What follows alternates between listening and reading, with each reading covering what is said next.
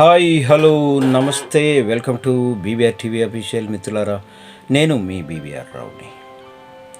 మన జీవితంలో ఒక్కసారైనా ఖచ్చితంగా సందర్శించాల్సిన క్షేత్రం పూరి జగన్నాథ క్షేత్రం. ఒక్కసారైనా పూరి జగన్నాథుని దర్శించుకొని రావటం అన్నది అవసరం. అది చాలా పుణ్యప్రదం. ఇక్కడ విశేషాలు ఏమిటంటే మిత్రులారా, శ్రీకృష్ణుడు, బలరాముడు, సుభద్ర వీళ్ళు ముగ్గురు సోదర సోదరీమణులు. అయితే పూరిలో ఎక్కడైనా ఉత్సవ విగ్రహాలు ఒకే ఒకే చోట ఉంటాయి, కానీ ఇక్కడ వేరువేరుగా ఉంటాయి.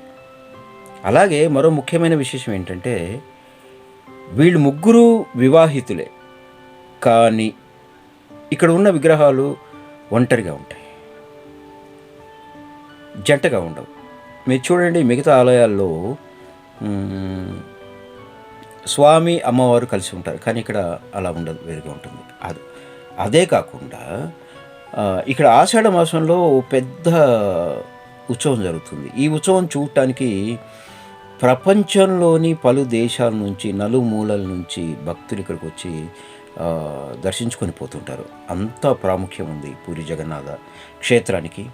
అయితే మనం ఎప్పుడైనా గమనించండి, ఏ క్షేత్రంలోనైనా ఉత్సవాలు జరిగితే ఆలయంలో ఉన్న అన్ని ఉత్సవ విగ్రహాలని తీసుకొని ఒకేసారి ఊరేగిస్తారు. కానీ పూరి క్షేత్రంలో అలా కాదు. ఒక్కొక్క దేవతామూర్తిని ఒక్కోసారి ఊరేగిస్తారు. శ్రీకృష్ణుడు, బలరాముడు, సుభద్ర ఈ మూడు విగ్రహాలు వేరువేరుగా ఊరేగింపు జరుగుతుంది. అలాగే మరొక విషయం ఉంది ఇక్కడ. ఏంటంటే, మనం చూడండి, ఎక్కడైనా ఏ ఆలయంలోనైనా, ఏ ప్రసిద్ధ ఆలయంలోనైనా ఒకసారి రథాన్ని తయారు చేస్తే చాలా కాలం పాటు, చాలా సంవత్సరాలు ఆ రథాన్ని వినియోగిస్తారు. ఓకే. అయితే పూరి జగన్నాథ క్షేత్రంలో సంవత్సరంలో జరిగే ఉత్సవం ఏదైతే ఉందో ఒక్కసారే రథాన్ని ఉపయోగిస్తారట. తిరిగి మళ్ళీ ఆ రథాన్ని ఉపయోగించరు, మళ్ళీ కొత్తది తయారు చేయాల్సిందే. అలాగే ఏదైనా ఉత్సవం మొదలైనప్పుడు ఒక పుణ్యక్షేత్రంలో ఉత్సవం మొదలై ఉదయం నుంచో ఎప్పుడో ఒక సమయానికి ఉత్సవం మొదలైతే అది ముగిసిన తర్వాత ఆ సాయంకాలానికో రాత్రికో తిరిగి వస్తుంది ఆ రథం, ఆ ఉత్సవ మూర్తులు.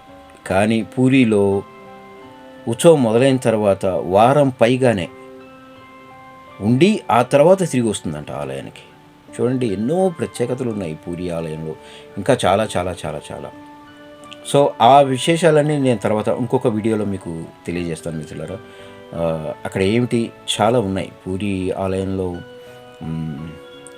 ఎండ వెలుగుకి పూరి గోపురం పడే నీడ కానీ ఇంకొకటి అసలు ఏమిటి అక్కడ ప్రత్యేకత, ఇంకా భక్తుల నమ్మకాలు ఏమిటి, ఇవన్నీ నేను వచ్చే వీడియోలో తెలియజేస్తాను మిత్రులారా. సో మీరు వీలైతే మీ జీవితంలో కనీసం ఒక్కసారైనా పూరి క్షేత్రానికి వెళ్ళి దర్శించుకొని రండి. అలాగే పూరి క్షేత్రంలో జగన్నాథ రథయాత్ర ఏదైతే జరుగుతుందో ఆ రథయాత్ర అదే సమయానికి చాలా పట్టణాల్లో, చాలా చోట్ల జరుగుతాయి దేశవ్యాప్తంగా. ముఖ్యంగా ఇక్కడ హైదరాబాద్లో కూడా పూరి జగన్నాథ ఆలయం కట్టారు. మీరు చూశారో లేదో, వీలైతే ఇక్కడికైనా ఒకసారి వెళ్ళి రండి.